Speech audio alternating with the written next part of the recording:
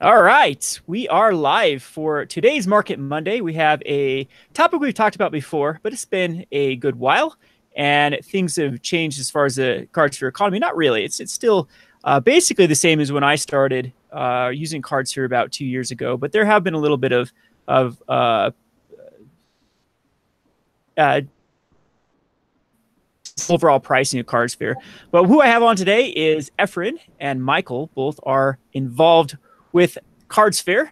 If you'd explain a little bit of your background, how you got involved in Cardsphere, and then we'll actually talk about the platform, and we'll talk about the discussion being why use Cardsphere. I guess that's the what I called it last time, and I'm going to reiterate that of why I personally use Cardsphere and why I think you should use Cardsphere, and hopefully we can get some Q&As in chat where we can debunk some myths as well as just answer your questions you have about the platform. So go ahead, Efren. Explain who you are. I'm Efren. I'm one of the three owners of Cardsphere. Michael is our programmer. He's one of the original founders. I just joined a couple months ago. Although I've kind of been involved with them since the beginning. I kind of just made it official here a couple months ago. I've mostly been doing like community management kind of thing, and I'll be doing running the YouTube channel that we're going to start and doing video content for them. And, speaking of YouTube channel, Efren has a pack cracking YouTube channel. I do have a pack cracking channel. It's called Pack Crack Fever. I'm always in Kevin's chat and other chats, so there's that too if anyone's interested in watching me burn money. But then I trade everything on Cardsphere, so if I crack a terrible card that you want, I'm happy to send it to you. Awesome. All right, Michael, you're up. Well, hi guys. I'm Michael. I'm one of the original founders of Cardsphere. Yes, I am the developer, the sole developer these days on Cardsphere, and I am the one to blame for all the bugs and all the UI glitches and whatnot, and all the things. Mostly things work, for a one-person project. I mean, development-wise, some people say it's good. I mean, myself and Ted, the other original founder, just welcomed Efren to our team as a third partner. Efren has been around pretty much since the start, and even before we launched, he was there bouncing around the ideas of Cardsphere. And we just basically, made it official. He was doing so much for us anyways that just not inviting Efren to be part of the team was just looking more ridiculous, as we were moving forward. It just didn't make any sense. So please welcome Efren, and he's going to be a permanent fixture in our social media, all of our channels, some of our YouTube content, and some of the other things that we're going to roll out pretty soon. All right, there's our introduction. So let's just start off with what is Cardsphere. So I'm going to give my little take of what Cardsphere is, and maybe you can fill in the blanks. I've started using Cardsphere. Geez, it's been a while. My personal Cardsphere number is, what am I, like in the thousands? I mean, yes, it's probably a year and a half, more than that. So I was number 2,226. So I was and how many? You're probably day 10 there, right? Day 10? Yeah, I was judging by the number. It's like first week. I was at least 5-6 months after Cardsphere had been, because people had to convince me, because I think I had the same issue that a lot of people are still to this day dealing with, which was the dreaded puka trade, and the equivalence of, is Cardsphere puka trade. And it took me a while. It took a lot of convincing, because I didn't want to go through that entire nonsense. And I think I actually reached out to either you or Ted or someone who I was responding to at that point, and they actually had to convince me to at least give it a shot. I think my very first deposit was $25, just to test the waters. And since then, I know I've probably put in $1,000 of actual money and traded another 814 cards. I don't know what exactly that valued up to be, and I've received over 4,000 cards now here, looking at my Cardsphere profile. So I think that I've pretty much have the gist of Cardsphere. I've done a few tutorials. Efren's done a great tutorial on how to use Cardsphere if you're looking for that on his Pack Crack channel. It also is linked in the kind of the if you go over to the About page on Cardsphere, it will have Efren's guide on how to use Cardsphere. And I highly suggest everyone, if you're looking for a little bit of a tutorial how to get going, that's the best reference to go. So my overall experience with Cardsphere has been nothing but pleasant. I am actually very confused at why people don't use cards when they currently do, because like I said, I don't know, Michael, am I an outlier here? Am I someone that puts in more money than trades cards, or is that, how typical or atypical is that? Well, you know, we actually have different kinds of traders. Some people are, you know, just buyers. Like I routinely audit, you know, the cachings just because I'm also the you know, the person who deals with finances for the company. And yes, there is a solid group of people who routinely put money in. That's what they do. They just buy the cards. They get great deals. And we have anything in between. Yes, we do have people who just sell, you know, and you can find them on in the top lists. You know, there's a couple of people who have just 0 cards received and thousands of cards sent, and that's what they do. So I think one is not more typical than the other. Both are somewhat on the extreme ends of the spectrum, because most of the people in the vast majority are just doing both and are just trading in a more casual and relaxed and slower paced manner, and that's normal. That's how the market should be, I think. Yeah, and that's exactly where exactly I was with Cardsphere. When I think that you guys still have me quoted somewhere on the Cardsphere that Rogue Deck Builder says this is a game changer, and I still am under that impression. And it's eventually, I think that Cardsphere will get to the point where it's going to bridge the gap between buy lists and sell lists, as it'll become more razor thin margins. And I think eventually Cardsphere will be a big player in the overall market price of where a card moves. So I think we're in some exciting times for the platform. There are definitely some, I think the biggest problem with Cardsphere is the education gap, where you Absolutely. have to overcome educating people not only what is Cardsphere, but why is Cardsphere, or why you should be using Cardsphere. So I guess that's something to go over. Actually, let's have one of you explain exactly what Cardsphere is, what it offers, and just explain the platform, the ins and outs of the platform. We'll get that out of the way, and then we'll go from there. You want to take that one, Efren? Sure. Cardsphere is designed basically at its core for trading. Sending cards out that you don't want, getting cards in that you do want. It works kind of reverse. Some people, they call it a push or a pull, you know, versus a pull system. They call it a push system. And that's kind of confusing. So basically, it's like you just enter all the cards that you have, and then you hit send, and it'll show you anyone who wants those cards, and you choose whether or not to send them to those people. It shows you what offers they're, how much money they're offering for the cards, what percentage it is versus the index price, and you decide if it's worth sending the card out to you.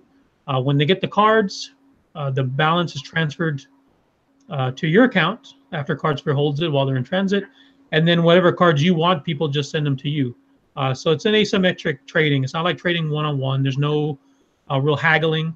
You just set the prices that you're offering for the cards you want, and you decide what prices you send the cards that you have, and then you exchange cards with other users pretty much anywhere in the world. All depends on where you want to send. And like Michael said, a lot of people use it just for buying. Some people use it just for selling. I think he was describing that most people use it how I use it.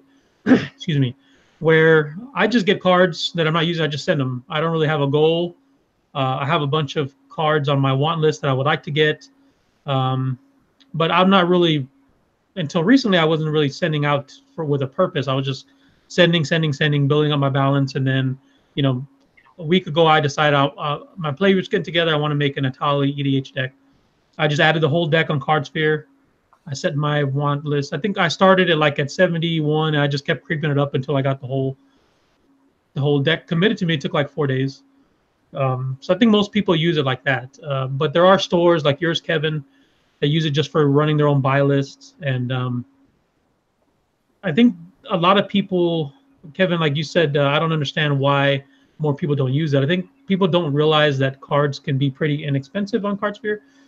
And so to some people, they see that as a negative. But if your money is staying in Cardsphere, you're not just cashing out and you're trading up, as I like to do, or trading for other things, and you really have a lot of buying power versus sending for buy list, even if you're getting store credit bonuses, which kind of was the driving factor behind how this interview started. We posted an article in our blog that kind of compared cards on Cardsphere versus buy lists from some stores, even factoring in, a lot of people, this was all kind of started by Black Friday. Everyone said, oh, Black Friday, so-and-so has a 15% bonus on everything, and so-and-so has a 20%, or I forget what the highest one is. But it turned out that when we picked actually it was one of our moderators started just gathering this data, and we said, wow, this looks it looks really good for Cardsphere, but it's all factual. Cardsphere really has the everyday prices on Cardsphere are better than what you get even with the bonuses from all these other stores. So I think really the hurdle is awareness. People just aren't aware. But since we started passing that blog post around, we've had a surge in users joining, and I'm also on the quiet speculation chat. They're very finance minded over there, and I talked about it before. No one really seem to care. I don't know if it's because they think, like you said, they compare Spooka Trade, or they just weren't interested. But this kind of really opened a lot of eyes for people who are into buying at a discount, or even just have more buying power with their credit. I kind of went too long, but oh, that's perfect. So I've been scrolling through kind of the things that as you've been talking with Cardsphere, and I guess Ted did roll out this post, and that's what we're going to really segue into is the why Cardsphere. So everyone should definitely go check out. I'll put it in the chat here. You can read along with this of the comparison between Cardsphere versus buying cards directly from typical vendors, whether it be TCG Player, Abu Games, Card Kingdom, Star City Games, and then buy listing the cards directly through those. So this is something that I talk about a lot in the Market Monday. Is there's a lot more if you are going to put your toe in the water for the finance side of Magic the Gathering that you have to be aware of. And that is what we call the spread between the buy list, what you can actually sell the card for and what you have to buy it for is very, very important. Even for someone like a store like me, with my personal store, we do a minimal of selling compared to how much I invest in Magic the Gathering, and then how much that I move cards through various buy lists or eBay or TCG Player. And it's something that you have to be very, very aware of. Otherwise, you're going to get killed by that spread, and by the fees. So that's one of the things that I really like about the Cardsphere platform is the super, super low fee of 1% per trade. If you actually compare that to something like TCG Player or eBay, or if you're even to sell on Amazon, you're looking upwards per sale. You're at least going to be taxed about 12 to 15%. And TCG Player even has a window where it's not even very profitable whatsoever to sell on TCG Player. In fact, we completely took our store off of TCG Player. We had direct sales through TCG Player because it didn't make sense to sell anything under $5 on TCG Player. And with me, a lot of my specs, that's the bread and butter, is I like to spec in those $1 to $5 cards. And that's where I make the big the big cash outs when I can find those cards for super cheap, and then sell them off for a couple bucks a piece. But that's just not feasible on a platform like TCG Player or eBay. So it definitely limits the options. Something like Cardsphere, of course, that evaporates when it's 1% across the board. Yeah, want to add anything to that? Yeah, exactly. So that's and that's your perspective as a store, and you've got this specific use case for which Cardsphere is pretty good. But I want to add that people who are not even into the financial side of MTG, people who buy new modern decks, new standard decks, flip cards at rotation time, get EDH, sell EDH, whatever. They should pay attention, because that margin, that huge, let's be honest, that huge 50% and 30% margin that that the big box stores, the big stores have, is split right in the middle with Cardsphere, with us only taking 1%, and half that margin ends up in the seller's pocket and the other half in the buyer's pocket. So if you're a buyer or a seller, doesn't matter, that margin is split in half for you. So think about that. Would you rather spend that 30 to 50%, giving it away to, I don't know, some random store who doesn't support the community, doesn't do anything? Or would you rather, share it with the other party and, buy more cards, or get them cheaper, or, get your kid another toy? I don't know. Yeah, that's one of the greatest things I like about Cardsphere, is that the actual community aspect to Cardsphere. And the thing is, like, stores can freely, like mine, even if something like Star City Games or Card Kingdom actually started using Cardsphere, it would still be a very symbiotic relationship. It would still be adding value to the overall community, rather than this big take, which is happening right now between player and vendor. So yes, I'm a store. Yes, I have a brick and mortar store. Yes, I am one of those dreaded MTG finance people. But at the heart of it, I am still a player. And so when it matters, when I have to make my allegiances, it's definitely going to go towards the actual player community, rather than the more economic side of Magic the Gathering. The whole reason that I chose Magic the Gathering to be my business, to sell cards, is I'm passionate about the game. Not really that I am passionate about money, but it's more about, I could easily be doing some other venue for better margins, better ability. I could go into stocks at that point and be a lot better than the Magic the Gathering. So that's what impresses me the most about Cardsphere, is the very symbiotic relationship that it has between people that are purchasing and buying cards on Cardsphere, as well as selling them. So the people that are looking to add to their collection are benefiting it just as much and not more. They're not being preyed upon by people that are just trying to get the bottom the bottom line, just try to fill their wallet. So exactly. I think everyone is going to agree with me. Cardsphere, besides sponsoring some up and coming content creators and YouTubers and in the community in that way, I think our main contribution to Cardsphere community is the fact that we allow you to get or sell your cards at better value, and we're cutting our margins back as far as we can. We're just basically taking as little as possible from the community, from the flow of the cards. Excuse me. Just to support the project, leaving everything else in the pockets of the players. The game has been squeezed financially from all sides in the recent years, both from the secondary market, I find, and WotC themselves.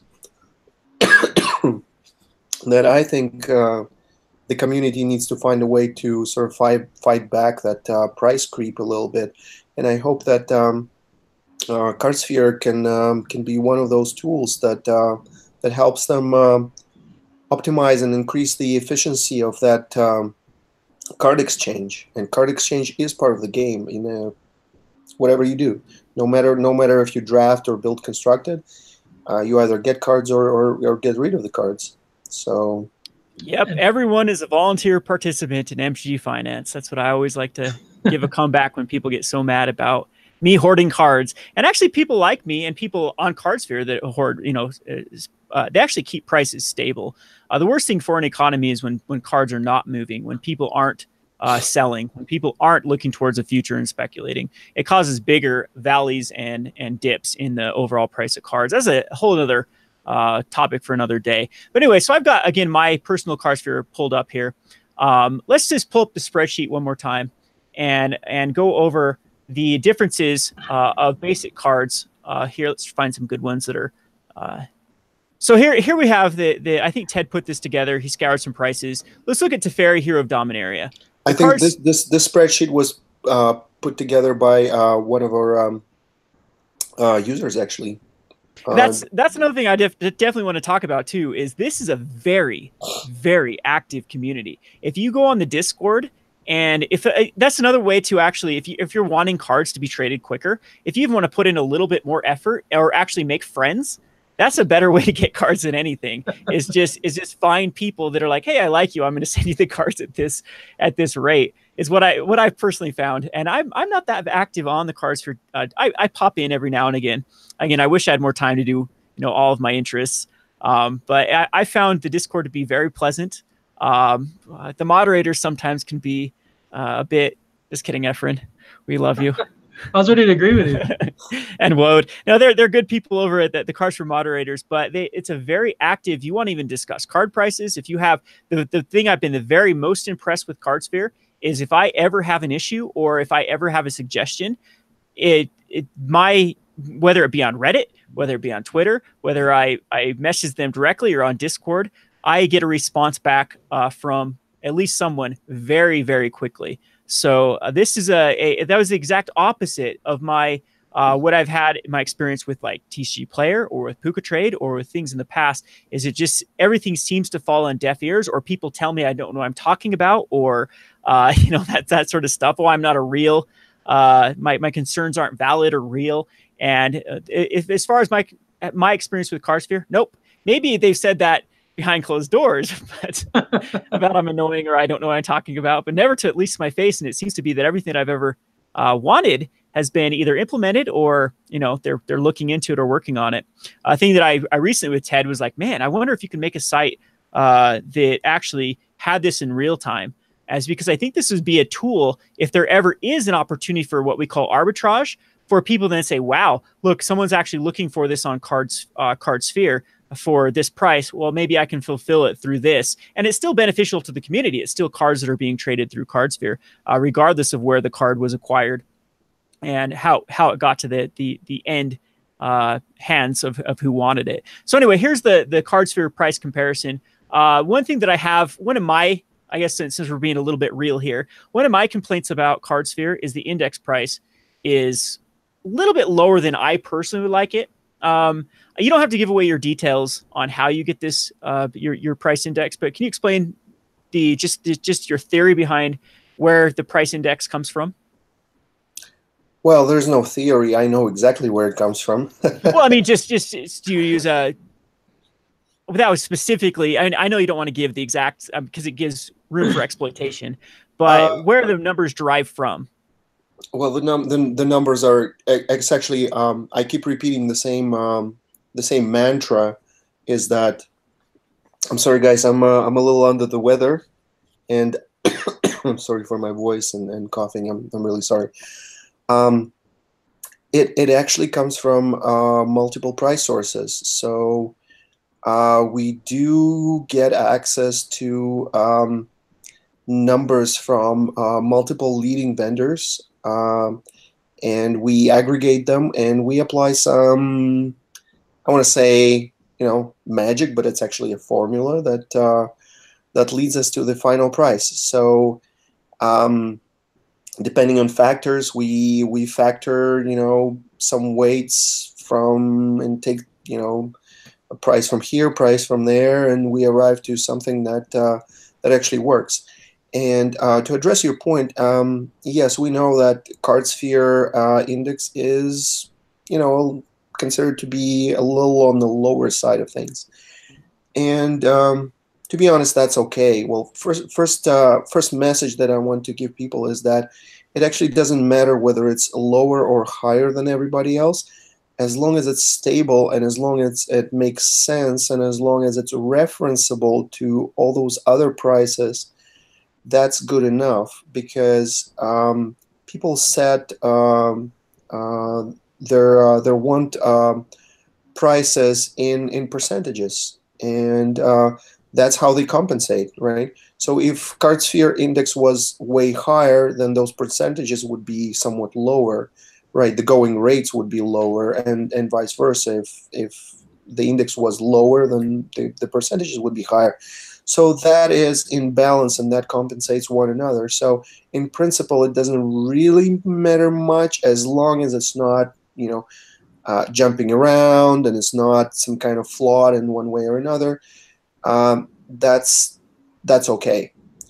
One of the another idea that I just want to plant in people's heads a little bit is that some things on Cardsphere are about perception, and for a lot of people, perception is reality.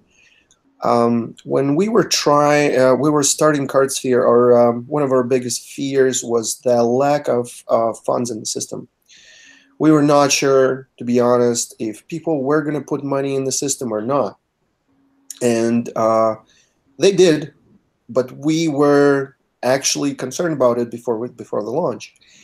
So we knew that index prices that were on the lower end of the spectrum were more beneficial to and more likely to attract funds into the system for buyers, and that's how we ended up with an index that's a little on the lower side. So since then, we actually came up with that realization that I just talked about, that it actually doesn't matter whether it's high or low. What only matters is the actual going rate and the actual final numbers for which the cards are going. But at that time, we did not have that realization. And ever since, we did not mess much with the index, so that, again, the index does not lose its most important property, that is being a reliable reference. And that's... and to touch more on what it is. Sorry, Michael. And to touch more on what you said about perception, and I think Kevin talks about that too, that people are just kind of hung up on this 80% thing. They just have this number in their head, and they think that's the best number without looking at the real numbers. So Cardsphere has done a lot since the launch to kind of not really mitigate that, but just to try to divert people's attention away from being so stuck on whether or not it's a good offer, just based on what the percentage might be and not actually the real value of the card. So I think it was probably before you joined, Kevin. I don't know if it happened before, but Cardsphere, the percentages were actually inverted before. It used to be, if you were offering less than index, it said that you were offering, it was a negative percentage, and it would show up in red, and people were freaking out. Do you remember this, Michael? People were like, "Yes, wow, this is a terrible offer." You know, it'd be what is an 80% offer now, but they're like, I'm not going to give a 20% discount minus on my 20%, card. yes. And it's red, and no one wanted to send. And so we've done stuff like this since the beginning, just to kind of make it more neutral, and just try to get the users to focus on the dollar value that they're getting for the cards. Because even if it's, like Michael said, it doesn't matter what the index is. If it's usable, it's reliable, and you could just look at, okay, I'm getting $4.80 here. It says it's only 75%, but that's kind of, it's in between buy list and a TCG low. Then that's a good spot to be in. I think it is just a matter of perception. Yeah, for the average purchaser, that's very realistic. For someone's got an echo on one of your ends.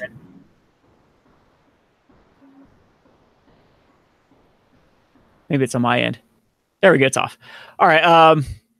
So yeah. So that's all right. So again, like I do with Market Monday, what I do with the entire thing with the Rogue Market is I actually look at prices for their legitimate price that you. I get this comment a lot of times on the Rogue Market. Why are you telling me to get a card at $1 when the current going price is $3? And it's because that's realistically what you can get the card value at. So I actually use Cardsphere as a very good tool, even if I'm not actively trading cards at the moment, to try to get an overall indication of what a card is worth. And it's a very good tool to just go here by just searching any card on the, so let's look at a Johnny. What is a Johnny's name these days? The Johnny Adversary of Tyrants.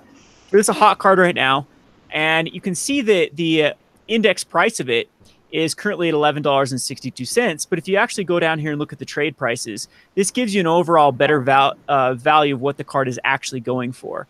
And again, this is a pretty strong card because it stayed between the 86 and 75% percentile on Cardsphere. And that is, yeah, that's a pretty strong card. Other cards that are weaker will show a bigger discrepancy in this. And so it does become a bit, there is a bit of a learning curve if you're going to be a real successful power trader on Cardsphere. But as some of these spreadsheets do indicate, you still, even if you are reckless with Cardsphere, even if you're putting things at 100% value, and if you want cards right here and now, you're probably saving money compared to TCG Player or buying directly from vendors. Anything you want to add to that concept, or we'll pull up some? I'll pull that spreadsheet back up and kind of prove it. Yeah. In addition to your spreadsheet, that we have a member named Marcus who's always running this kind of data and posting it in our chat. And he's a programmer, so he's always scraping prices for Cardsphere and comparing them to other. I don't know if this spreadsheet was his or if that was the one that Josh made. I don't know if that came from him. I don't think it was his. Okay, well, so he also does his own analysis on this kind of stuff all the time. And when we tweeted out this this article comparing us to other buy list price, he basically kind of broke it down a little bit more on Twitter. And what he came up with was based on his numbers. He said, I'll just read it. It says, in terms of expected value from an MTG finance perspective, recommend only buy listing if three things are true. One, you know the buy list has an absurdly high buy price on the card. Two, you know the card will rarely ever sell on Cardsphere, and CS has historic data to help you infer this. Or three, you're buy listing for cash to trade on Cardsphere. He'd only recommend number three, if time and effort selling on CS makes it infeasible.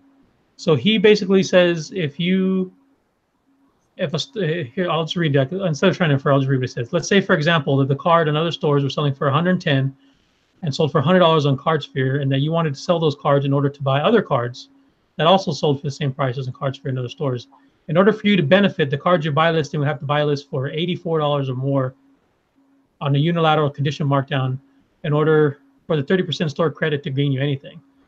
So basically, that's a fancy way of saying even if you're getting these bonuses and everything, the everyday prices on Cardsphere, you're gonna have more buying power because, like you and I were talking about before, Kevin, you get these like I think ABU has a 50% always bonus credit if you take store credit, but then all their prices are super inflated compared to Cardsphere.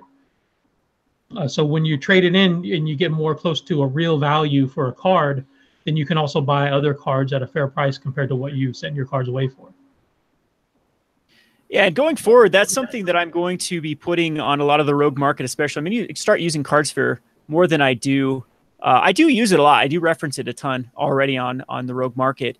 With those, there will be times when that does make sense. When one thing for me personally is that sometimes Card Kingdom is behind the curve with cards going up in value, so you can still find stuff for a super cheap from there. And then it could make sense at that point if a card's selling for $2 and they have it still for 35 cents, and you can find a buy list card that's exceptionally high because again sometimes they make a big move on cards. Like Cyclonic Rift at one point was going for $7 buy list on Card Kingdom, yet everywhere else in the entire universe was still selling the card for $6. So with a 30% trade, then trade that in for 35-cent cards that are going for $1.20 on average on Cardsphere. That's how you kind of make this little, like, there's a lot of opportunity for what we call arbitrage by using Cardsphere as one of your stops, one of your kind of cogs in that entire network. So I highly encourage people, if they really want to up their game in the kind of MG finance world, is to A, they need to be understanding arbitrage, and B, they need to be using Cardsphere legitimately to be doing this. It is almost at that point becomes a form of currency, almost like currency trading. You're trading cards for currency, for a vendor currency, and rinse and repeating to make an overall profit. I know that's what Peter does exclusively. I know there's some other, the bigger power traders, that's exactly, they figure out these numbers and that's exactly how they do it. Rinse and repeat, make a buck here and just go through it. And it's very interesting. Again, we'll have to look into the overall numbers. That's what I'm trying to work on, a little bit of a project with Ted to try to find if there's a way to actually mine that data to say, oh, wow, this is insanely cheaper from this particular one. And I think the end result will eventually be that there will be a more like congruent or a market price that actually agrees with it across the board.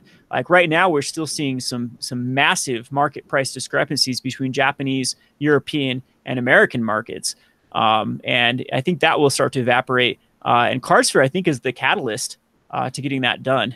As the rest of them, like I said, fees will just absolutely murder you if you try to go through that route. Alrighty, so at this point, I think I'm just going to go through a little bit. Let's do a live trade here. Hopefully I don't show any addresses. Maybe I shouldn't. Maybe I won't do that because it might show someone's address online. I know that you click on the house, you never see their address. If I do a trade, though, will it pop up if I do a trade? No. Okay, so basically, here's my account here. You can see it's pathetic at $2.22. That's not pathetic because I just put it $150 less than a month ago, or $250, and I just put it 150 and 250. This is $400 worth of cards being. Look at that, November 19th. I've scrolled. Keep scrolling. We're still down to November 19th of purchases. November 19th, November 18th. This is how much movement. I think. Yep, right here. I put $100 in on November 17th. It was evaporated by 9 days ago. Yeah. Wow. So $100. Look at my wants.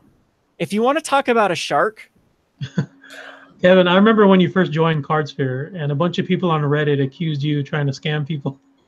Yes. Because of your buy list. Do you remember that? How can I scam people? I'm legit. I'm putting out a price. I'm willing to pay something. No one, and someone has to physically click. They want to send me that, and they have to compare it to other people. So I'm going to give some tips and tricks on how to use Cardsphere, how to drain your account like I've been able to successfully do it. I've actually lowered a lot of my offers because I always want my balance to stay at zero. That's my goal. I don't want money hanging around in Cardsphere. I want it gone if I put it in because I always want to be getting money for my cards. So you can look here. My current target price is about 51%. 51 is psychological because basically people might be using the send package with a hide unders under 51%, or so they'll put 50% here because they're like, I don't want to ever spend or send something for half of what it's worth. And I also think that 50% is something that buy lists are. A lot of buy lists are around that 50% mark. If you look at Card Kingdom, that's typically where they sit at with the more in-demand cards. They'll pay about 50% across the board for reasonably in-demand cards. So even if you're using Cardsphere, you'll probably still get a better deal if you're sending at 50%, especially for that $5 and below cards, than you will at trying to buy list it off of 50% of what they're paying for at these other places. So I'm sure that many people actually use it 50%. Well, 51% still hits that category. Now, I've argued with Wode a lot about, he thinks that if you have a lot of low ball offers, that decreases your overall amount of trades you will receive. I have not had a problem with that.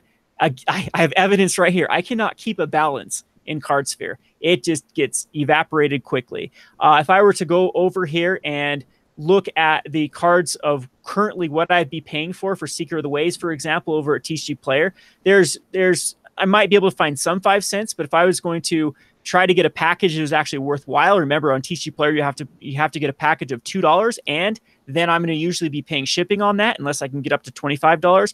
This is unreasonable to get cards like Seeker of the Ways and some of these popper cards down to this value. So for me, yes, I might be an outlier because I specifically want a lot of popper cards. One of the things that I do on the side is I put together popper decks and sell them. I'm also constantly building new popper decks for up to 32 decks in my popper battle box. And these are the type of cards that start to run out, Icequake in a land destruction deck. I think this card, when I was looking at it for when I put the price on Cardsphere, was going for about 60 cents if I was going to currently buy it on TCG Player. Hydroblast for 25 cents. That is a steal of a deal. A lot of these times I get prices how much I would, for less than on Cardsphere, what I'd actually pay people if they came into my store to sell me cards. So again, I can't say enough about even using Cardsphere as an extremely low ball buy list, how easy this has been to get cards. Now, one thing that does absolutely suck, which I'm going to call some people out and say shame on them, is I no longer can use Cardsphere for my Rogue Roundup or my Market Monday because people overcut me every time. Because they're awful people. They're awful human beings. Why would you be subscribed to me? Delay your videos a couple of days, let people commit to you, and then. I know that's what I thought think about you just doing. Lost that. half of the viewership right there. I mean, why subscribe to me if you're just gonna? That's how you instead of you're gonna stab me. No, that's exactly why people subscribe. No, I actually don't mind it. Like I said, like the way that I use Cardsphere is I use the scattershot approach. I know that Peter, maybe I shouldn't use Peter's real name. I can think he's at first name basis with a lot of people. When I reference Peter, he's a big like Peter is still uses Puka Trade quite religiously. But he's been around in the finance circles for a long time, way before my time. And he also uses the scattershot approach for anything I believe that's over $7. He offers between 71% and 73%. So when people are talking about how like Cardsphere might not be a good place to send cards, well, people like Peter have made sure that it's at least comparable to buy lists, because I believe he has almost every card inputted at about that's above $7 at around that 71, 72. Let's see if I can actually find. I know that at one point in time, just to spite him, I put my offer at 73% because I knew he was offering 72%. Let's see if we can find if I lower this down to 71. Find a good old Peter on here. There he is. There's good old Peter. 74% is his current going rate right now. All right. Well, I guess this is public information if he's going to make a Cardsphere name with his name. But yeah, you can see that it's basically every card that is above, $6.51 he's got at that 74%, because this is the rate that makes sense, where that then he can probably, in my just looking this over, I'd have to crunch the numbers a little bit more. This is probably what he gets away with on eBay, that everything he's safe no matter what, to buy at this rate and throw it up on eBay and not lose value after shipping and fees. So if you send him a card, he will be making a profit on this card by using the 74% across the board. Now, actually, no, scrolling way down more. Yeah, tons and tons of cards here. So for an in-demand card, it usually Cardsphere is going to rarely go below 74%. However, I'm still receiving plenty of cards at higher value. And Ted thinks this might be because I'm a celebrity and people go and look and say, oh, I want to send a card, I'm going to send it to Rogue Deck Builder. I might get some steal of deals that way. However, it's working out swimmingly for me. Anyway, so I'm going to gather my thoughts here. You guys can dissect that for now, and then I'll try to do a ship off a package here. One thing I do is for my patrons, I guarantee I will send you a card at 84% or higher. Usually I'm pretty good at 80% or higher. If you are a patron of mine, I will use Cardsphere. That's my Cardsphere promise, that if you want a card, I will try to fulfill it at that 80%. Unless it's a card that's spiking. No, I'm not going to send you a bunch of Manamorphoses that are still lower on Cardsphere because it hasn't quite caught up yet at 80% compared to what you can go and buy list them now somewhere else. So don't exploit me. That's just my only... Are you going to send that package to Peter there? Is that what you're going to show us? Oh, I'm not going to send anything to Peter. What can I send to Peter? Geez, I could send $941 to Peter, huh? Wow. No, like I said, my number right now, because of course it makes sense for different people at different rates. My number right now, since I am a brick and mortar store and I do have outlets that most people do not have, so that's kind of my price, because I mean that's the price I pay for having table space is having that market. It makes sense to me about 84%, and that number does change quite often. I've had it at 80%, but this is about where I'm comfortable selling a card. Because you got to think that I'm selling anything right here, I'm taking a loss of what I could sell it in store. So it's missed opportunity. If someone were to come into my store and want a specific card, and if I've thrown it out on Cardsphere for this rate, then that's missed opportunity. Now you can say, well, Kevin, you can keep getting those cards at 47%. But again, in my line of work, I don't want a lot of specific cards. I want a small number of lots of cards. And so again, that's where it makes sense to why we'll buy basically every card at that 51%, but why I'm a little bit leery about sending things off unless it's around the 84% mark. Anyway, anything to add to that conversation? I want to see what package you have yet to find the package you like to send. Oh man, that's the whole thing. Like I don't know, what should I send here? Let's check good old. See if there's a pack crack fever here. 95% there. I usually just click send. Oh, he wants 12. Well, no, you're buying Isolated Chapels. Yes, Isolated Chapels. That guy took your advice. That he's one of your watchers. Yeah, Black Dragon's one of them that always undercuts me. Who's another one that always undercuts me? I'm not seeing the person right. Those awful human beings that always undercut me, or overcut, I guess would be the right thing. But these ones I'm currently buying, I guess we can get a little bit of Market Monday. I've been, you can see my Rogue Market channel. I haven't been doing much. It's just because the market is very stale right now. The trade numbers on Cardsphere, are they down currently, or are they still pretty strong? Depends on down from what? Down from Rivals of Ixalan through Dominaria. No, they're up. They're up, huh? Because with Rivals of Ixalan area is the new golden age of Magic. That's where reserve list prices, Pauper prices were all at their peak high. Ever since then, Reserve, Modern, and Pauper have been crushed. But again, this is a Cardsphere doesn't care what the market price is, so it's always going to adjust towards it. So maybe a low market actually leads to more trades because people can actually get cards at prices they are more willing to pay for it. Who knows? So what we found actually affects Cardsphere's volume is how fun the set is, how much is drafted, and how much it's opened.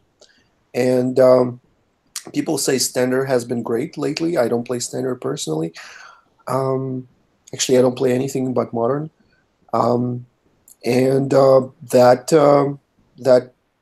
That I can tell from the Cardsphere numbers. Yes, that Standard stuff is moving, and it's pushing the numbers up a little bit. Yeah, we had a really good runaway bull market for Standard. I think it's really cool. It's cooled down for sure. But yeah, that was M50. I think there's two reasons why Pauper Modern and Legacy Eternal, our reserve list is all low. It's A, we finally had a good Standard for once in our life. I mean, it's been a long time since we've had this vibrant of a Standard. And B, Ultimate Masters. I think both of those have kind of led to those particular categories being down since about M19. We've had a pretty much a free fall in all of those categories. All right, so maybe many of you are wondering why I don't send these. I'll try to explain this. So of course I'm just going to throw my entire inventory up on, well, I need to get better at putting things on Cardsphere. Eventually I'm going to throw my entire inventory up on Cardsphere. These are cards that have been up there before. There are two reasons: either low supply. I think I have one mana drain at the moment. I'd rather just have this. Again, I'm a business person. I'd like to have a mana drain in my store if someone wants to come in and buy it, because there's an easy way to kill a store is having a customer come in and not have a something that they wanted to buy. Then the next time they're looking for cards, maybe they won't make the drive and they'll just get it off TCG Player. So as a brick and mortar, if you're ever going to start a store, that's a big advice to have you, is just to have a wide variety of stuff. And you just got to kind of play the waiting game. It's got to be a slower process. The only times I do send off cards that I have ones or two of, if I'm really worried that it's going to go down in value or be reprinted. For example, I got rid of a lot of potential cards that I thought could have been printed in Ultimate Masters. Kicking myself for Manamorphose. We got rid of every Manamorphose because I thought that Manamorphose was about a 90% chance of being in Ultimate Masters. And unfortunately it wasn't. I did get rid of all my Lava Spikes though, so I'm happy about that. So anyway, so if I were to go over this list about some of these higher numbers, foils are a little bit like, I don't think I have this one anymore. I sold it in store. I need to delete it. Both of these Nicol Boluses. If I did have a Jace or a Nicol Bolas, I'd snap send both of these 89% and 94%. Some of these that get down to this value of the 96, 70 cents, 65%, usually it's got to be a bigger package before it's worth my time to go dig these out of the massive, I guess my webcam's off, but my massive boxes of collection. Karn Sign of Urza. This is a card that I could feel comfortable about, but this is a card that I know if a person does come in and buys a playset, they could easily buy a playset of Karn. And for that reason, it's like, yeah, I want to keep about a playset of Planeswalkers in the store. I'm going to ignore Isolated Chapels and Hinterland Harbors because these are cards that are absolutely 100% going to be $5-6 cards when the next set rolls out. Hinterland Harbors, both of these are very, very, very, these are going to trade through the roof when the next set comes out, because these are both lands that the decks want fast mana.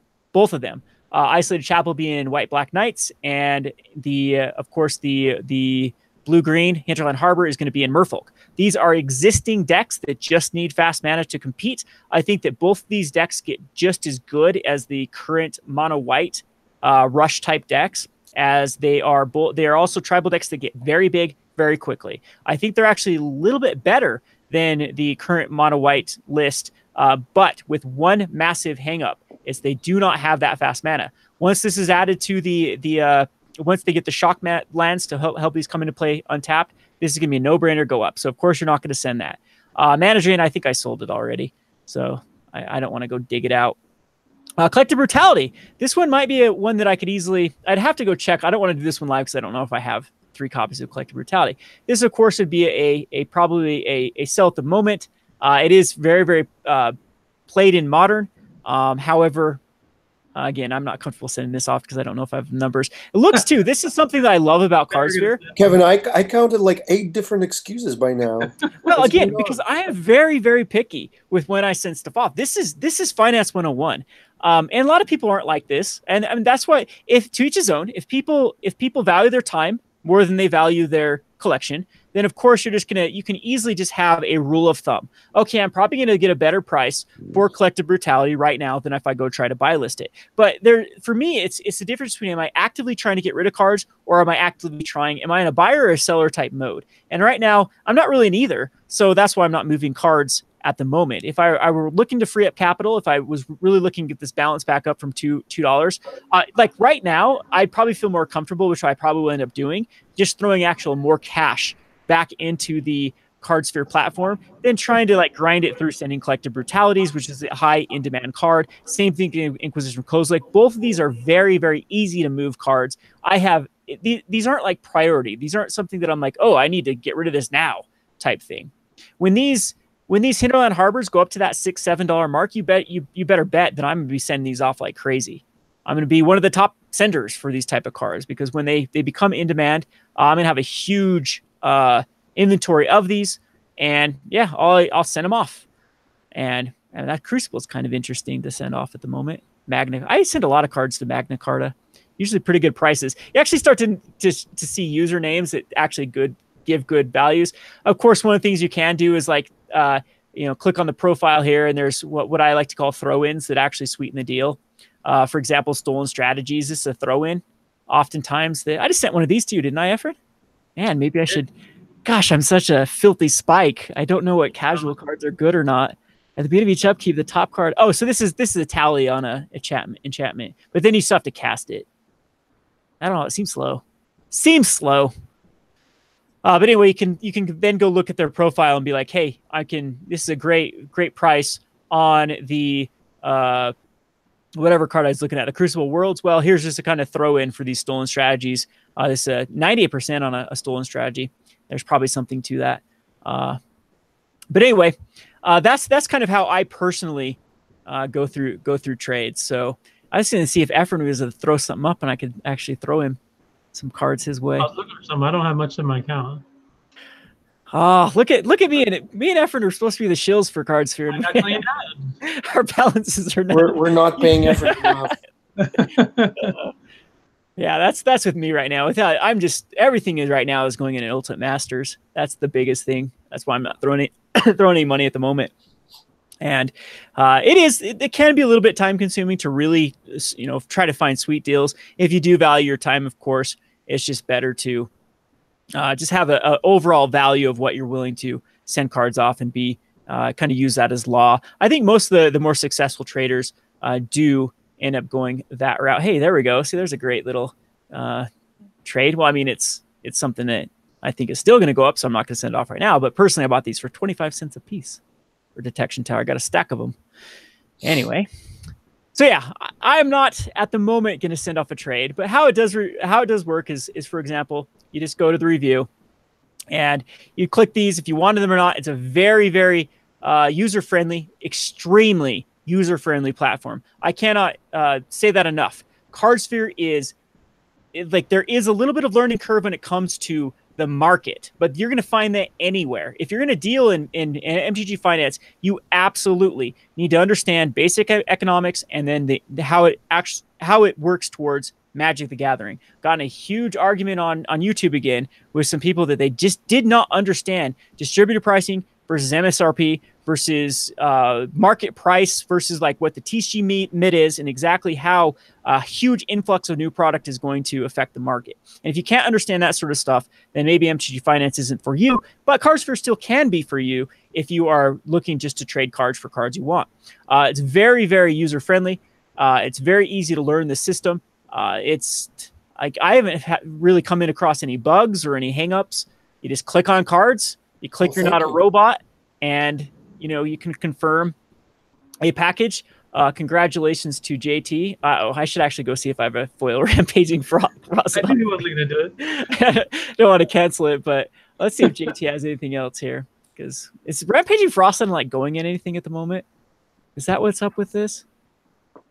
I did send a ton of Colgan's commands up on Cardsphere. I know that's a card that I moved a ton of volume of Colgan's commands. But yeah, $3 package is about what makes sense for me too, where the stamp makes it worthwhile. How about you, Efren? Yeah, the $3. I think that's where I said my send at. I think $3. Let me go to my send page. Yeah, and I do exactly what you do. I'll see somebody and I'll go click on their profile and see if they have a bunch of stuff that they're offering low percentage on, but it's like low values. And those are the ones I send to if I can pack 5 or 6 extra cards in the pack. It's another thing that I need to use. I've never used the tag.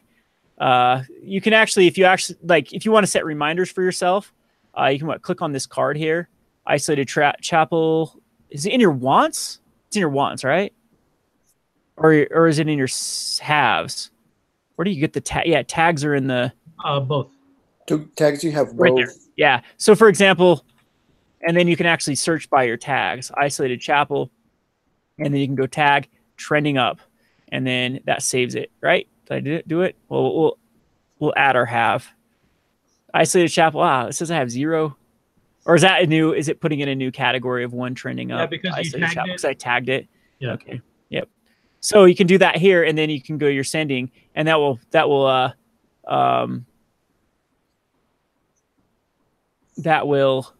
then you have to click on show tags on the upper right hand corner. Show tags in the show tags there. Okay, cool. It will give you a little bit of reminder. So there's a lot of things too for people that are learning how to get a hang of it, that you can put a little buffer to stop you from doing a trade you might not want to do. I know that there have been some people saying that they've had trader's remorse. I've come across that, where they come into Cardsphere thinking of it on the same terms of Puka Trade. So they go to their wants here and they put everything at 100%. And of course, their account just gets obliterated. If you put things at 100%, you will get that card. I don't care what card it is. You put it at 100%, you're getting that card. Because like we said, most people on Cardsphere are not vendors, so this is going to be their best opportunity to get out of a card. And a lot of people that have a lot of stock in multiple cards, they're willing to get rid of something when the price is right. There is everything in my store I will get rid of. I think the only thing that is not for sale in our store is Zach's Christopher Rush signed Lightning Bolt, because he refuses to give it up. But I mean, even if he's not here, I'd have a price on. And you know what? Just one quick comment, right? And even if those people come in and put everything at 100%, right, the worst thing that happens to them is that they get those cards at TCG low with free shipping. TCG low, probably lower than TCG low, or maybe even a little 100%. bit lower than TCG low with free shipping. Yes. So is that too bad? Yeah, the thing is, though, it's all about perception. It's trying to convince people that they weren't ripped off, because I think people want things at an equal level. That's been my biggest problem, like speed bump I've had with people with Cardsphere is like, I made good offers, but then I can't find good offers. Well, good for you. No one's asking you to be the ethically, take this moral high ground of adding like what you consider good offers. I mean, this is an economy here. And in fact, this is actually more realistic than trying to base your prices off of TCG mid, or off of like heaven forbid, trying to base your prices off of Star City Games. When I used to be in the Salt Lake area, Star City Games was kind of canon for prices, and then it was so ridiculous to use starts because the cards were also overinflated from what you could get it on eBay, which you could get from a vast majority of other vendors. And you'd see like people, you'd go to buy cards like with cash from people, and they demand Star City game pricing. Like you're out of your mind with these type of cards. So yeah, I get it. I get the perception. It is kind of a feels bad if you're like, oh, I want to trade, and that's what Puka Trade tried to get rid of. Had massive arguments with Puka Trade for years that they needed to get rid of these stupid bounties and actually have a way that you could set prices and let the Puka Trade market dictate how much a card is going to go for. And it just all fell on deaf ears after deaf ears after deaf ears about how they didn't want that, how they knew that would be bad. And eventually led, in my opinion, to the collapse of the Puka Trade economy because, of course, cards that didn't represent the real world would lead to a bazillion dragon eggs being sent for full value versus a steam vents or a scalding tarn never being sold for value because it just doesn't have that same representation. But yeah, anyway, that's one of the things that has been the biggest hang up. If that's your hang up, that's like the worst thing that like Michael said, that's the worst thing that happened. You get something for cheaper than what you'd buy it anyway from another vendor. And you're buying it from a platform that does directly support a lot of up and coming content creators. A lot of them are my personal friends, like the 10th Street Hooligans, and who are some of your other people you. And I am not sponsored, by the way, in any way, shape, or form. I have been a believer in Cardsphere, and I've become friends with especially Ted and Efren. Michael, we've talked multiple times throughout I guess I can call you a friend. I guess so. I have a lot of communication with Efren and Ted, and it's just that's like I at this point I guess I'm sponsored because Ted's sending me a hat. Is that right? I have to disclose that. My wife thinks I don't have any friends, so okay, I'll be your friend. But yeah, let's get to some Q&As about. Be my friend. Since we have some people still watching, is there anyone in chat that does not use Cardsphere? What is your hang up? What can me as a user, Efren as a user, and then had enough faith in the product to actually join to buy into the company, and then as Michael as a developer, what can we answer here about Cardsphere? And I'll even answer market questions at this point. And just at me so I can see it. I'm actually very interested in those answers. Not from the perspective of converting people, to our religion or anything like that, but from the perspective of just understanding what the different lines of thinking people might have, and for us to find a better way to address them for the new people who come into the platform. What are the first things they see, and what are the first confusing bits they see, and what is the most off-putting thing, and stuff like this. That's all really valuable information for us. So please go ahead, tell us. All right, so we have a few coming in. Better inventory management software, spreadsheet integration. Can you be more specific, Deck? Because so far I've been able to import, like, you need to be good with spreadsheets, because there will be a lot of, if you try to import from TCG Player, I was a noob and it wasn't working. And then Ted kind of walked me through what I needed to do with the spreadsheet. And as soon as I deleted some unnecessary parameters, then it imported perfectly into Cardsphere. So, I mean, the inventory is pretty good comparative. I mean, what are you looking for? I mean, that's the thing too. If you talk to Michael or Ted, they're all ears with, at least they have been with me. So the story with the imports has been it's always somewhat of an uphill battle and a catch up, because we started supporting a few of the formats at launch time, because we thought it was important, and then we added a couple more, and then some vendors made some changes and came up with different formats. And I know some of the vendors produce different files depending on how you ask them to do that, and some things just changed on the fly, so we had to catch up with those. So depending on when you were trying to do that, you might have experienced some issues. But it's also possible that whatever you're trying to do, we just don't support that particular format. So I think the best way of going about it is to contact us on Discord or Reddit, anything along those lines, and I'll personally try to take care of it. Up on the yeah. If we have an issue, that's my promise is that is going to be fixed. Let me see if I can actually do a Discord link. Jeez, talk about noobs. Does it allow me to invite to Cardsphere? Cardsphere. Create. It looks like it. Okay. All right. So here's a link to the Discord. I think I'll give a link to the Discord to Cardsphere. Mike wants to give one to mine. My Discord's pretty open though. I try to keep it private from just the masses because I know I'll get trolled to oblivion. But Discord's mainly for my patrons and other people that I'm friends with. Anyway, so Deck followed up with, I'd like to post a buy list with a max price set. What are you having problems with max price? Because that's very easy to do. So if you go over your wants, you can set a max price. You can filter them all through and then have, right? My offer.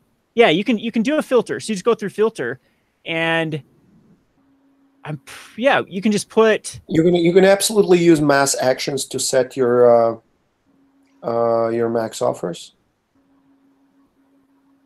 Yeah, because that's what I did to do the 51% deck. This was very easy. And not only what's cooler than that, so let's just lower it to 46% here. Let's be even more greedy. So I'm going to do a filter here, and we're going to do any finish in any language, that's all good. Active price, index price above $5. So index price, so we want index price above, well, 0, we just care about below. So I think I'm paying too much for cards that are $2. So I'm going to put $2, and we're just going to filter all the cards for under $2. So here, it just, one click, it just filtered all the cards with index price above $2. We can even look at it doesn't have a price limit. Yeah, I can even go by my own price limit of what I'm currently going for to see if I've got like a big spread somewhere in here that already wasn't set. So for example, this one's at 51%. Maybe that's a spread I don't like, being at the $1.25 max. So now we have them all filtered. You just go right back to the go to the actions tab. Set. Yeah, the actions. There we go. And then we can then set all of these price limits to a 46% of minimum price of max index. What's the difference between minimum max index price and the same thing? 40% of. So every want represents a group of cards, right? In most cases, because you have different conditions, different. Oh yes. I had that. So I wanted. So it creates an upper and a lower bound of price range that you might be paying for those. And then you want to do made visible by filter. Limits on wants made by, and then now it's going to apply, and it's going to put them all at. Well, that didn't do it. Did I have the wrong parameter on there? I did it before though. It had a 47%. I think you chose the wrong filter action. Right. Set. You chose hidden. A limit made visible by filter. Oh, okay. Which one did you choose? That's what I did. Set price limits on wants made visible by filter. And maybe let's try the min. Maybe that was where it wanted to be. Set price limit to 40. So let's see. So the filter already filtered it out, so we can go. I think it's just on all wants. No, it worked. It worked. So close the dialog. Okay. They're all at 46, yes. Right? 46 right there. Yeah. It set it. That's what. Yeah. Okay. Yep. It did hit it there. Yeah. So you're 46%. It changed this number. Cards lower than $1 don't necessarily round up to 46%. Yeah, and it was setting the price limit. What I should have said is set offer. That's the one. That's what I wanted to hit. That was my bad. So if I can reset this one now, and that will change the that'll change it on the side right here. Yep. Okay. So I mean, it's very, very easy to go through, and I mean, this is a lot less. If I were to try to do this on TCG Player, it would take hours to do this, to painstakingly. There's really, it's the entire platform is awful. you're not going to get me cheerleading about TC Player because I can't say enough bad things about TC Player. It's customer service and my overall experience with TC Player.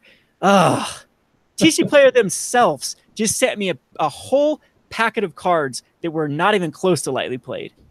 And I understand I was buying them out of a very obscure card, but it irks me that I've tried to buy, not buy list, but sell on, buy list before to TC Player.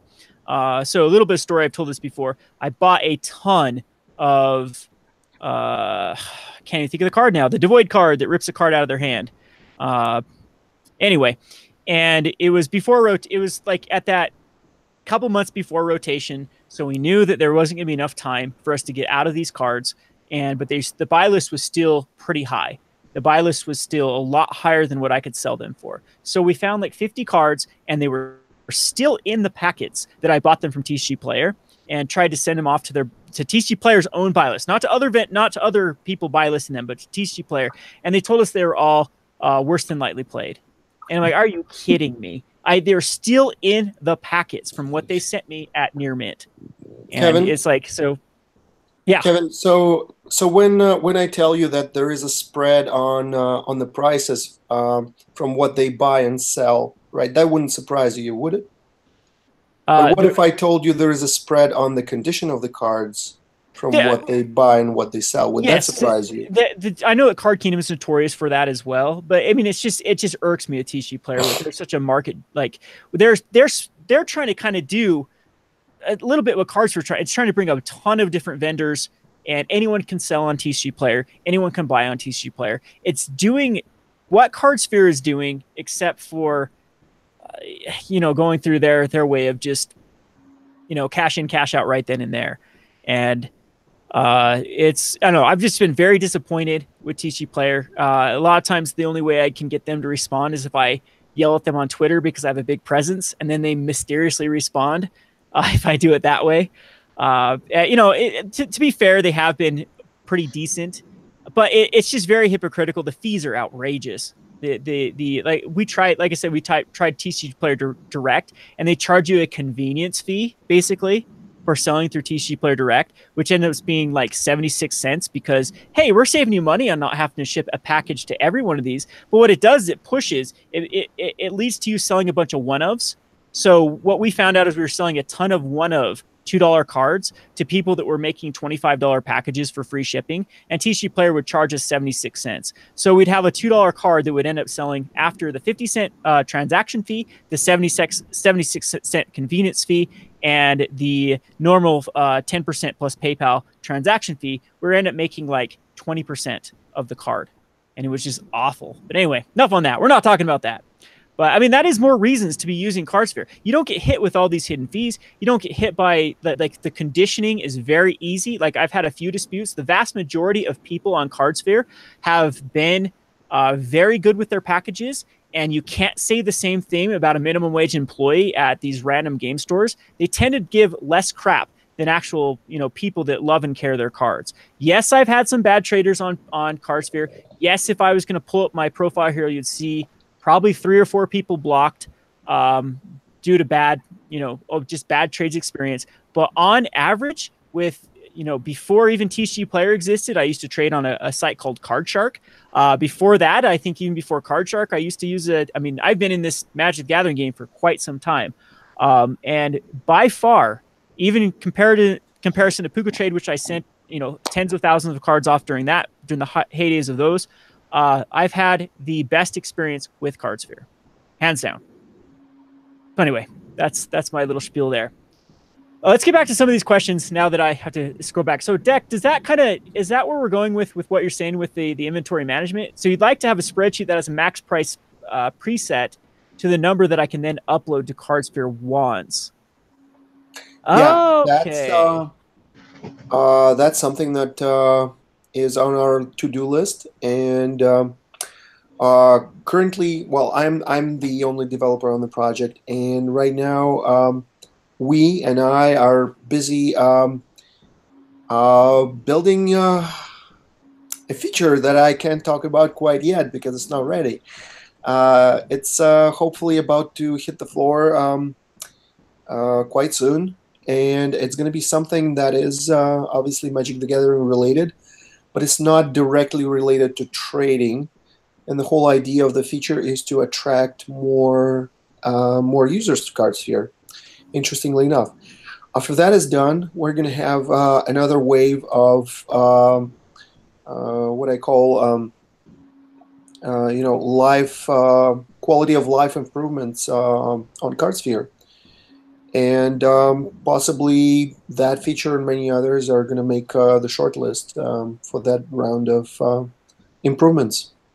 I know exactly what the other person is talking about. Yep.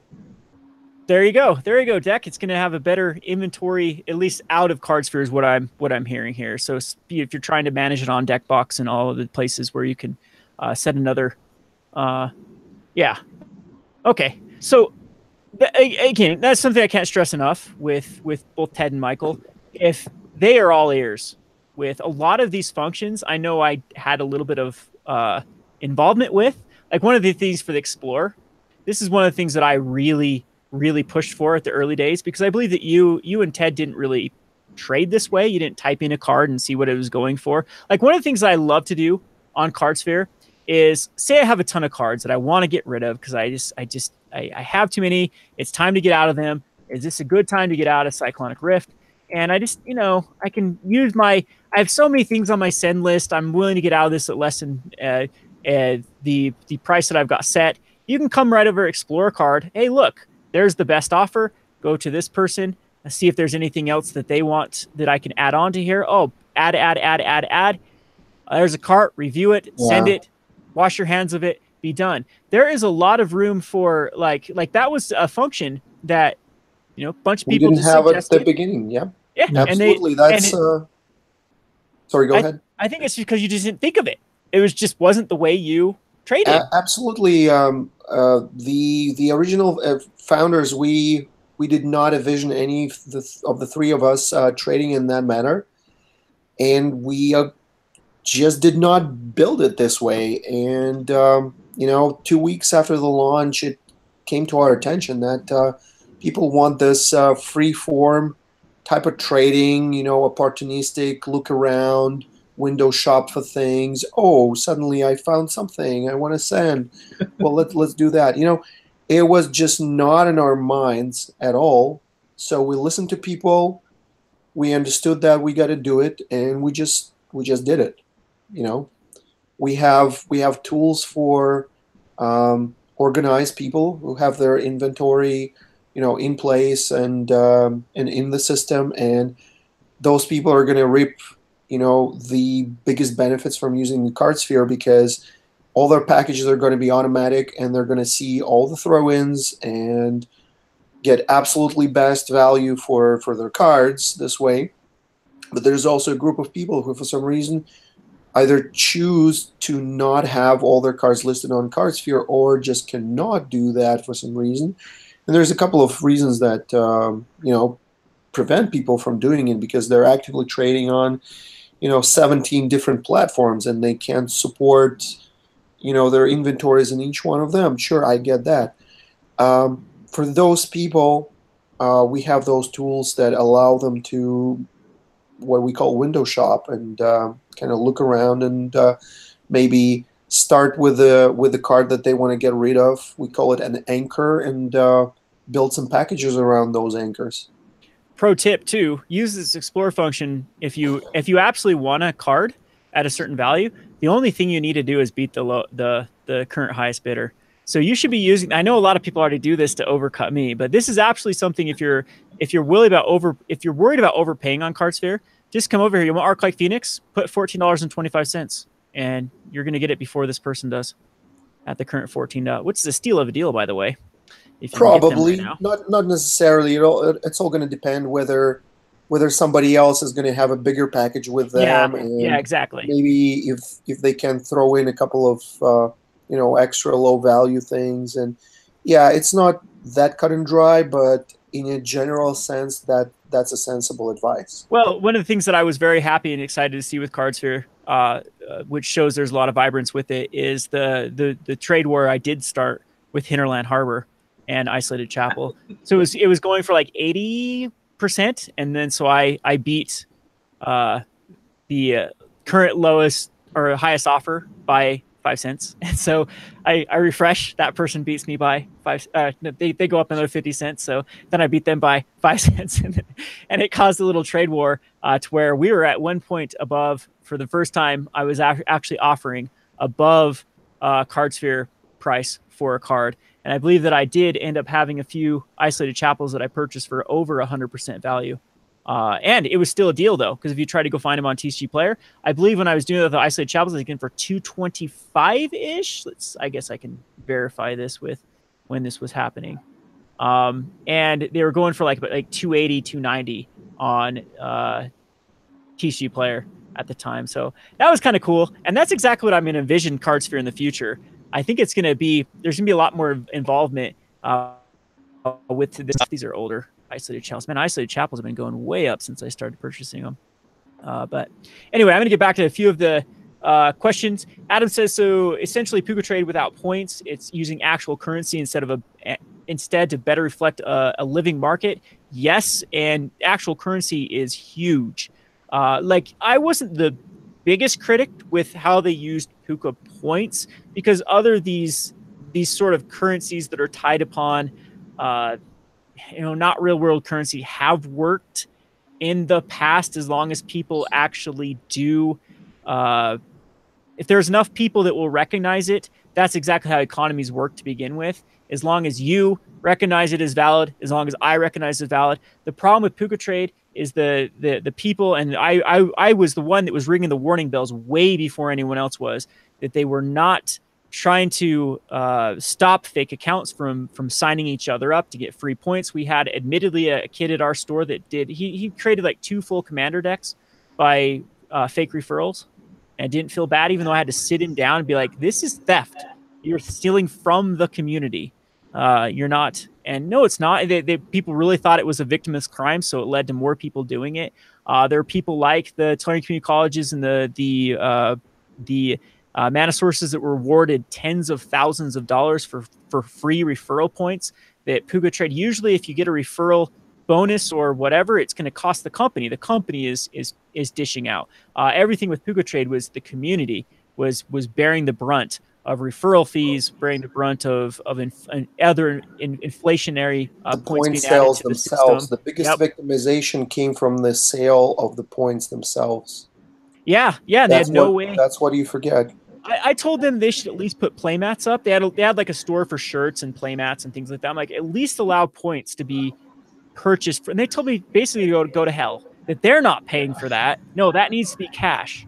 And that was when I knew it was going to go downhill. And then, yeah, it did. Runaway inflation. So when we get the Puka trade comparison, it definitely is not a fair comparison. You should be comparing this more to TCG Player than anything, because those systems are more. The only thing that's similar to Cardsphere and Puka trade is the way it works. It's a reversal of how TCG Player or buying from a vendor is. So when you buy from a vendor, you're the active customer. They have a list of cards they want to sell. You click you want it, and they send you the cards. Cardsphere, you put up a bunch of cards you want, and then people fulfill that package. So it's the opposite. That's the only comparison you can have to Puka trade. That's the one thing I think that was kind of revolutionary for Puka trade that made a lot of sense, was this kind of like hands off. I put my wants up, you fulfill it, which is a great, it's a neat way of trading. It's an easy way to protect like sellers from not having inventory, because that's a huge problem on TCG Players when people go to buy something, especially after a price spike, and the vendor's like, oh crap, we sold out this a long time ago, we just forgot to update the inventory.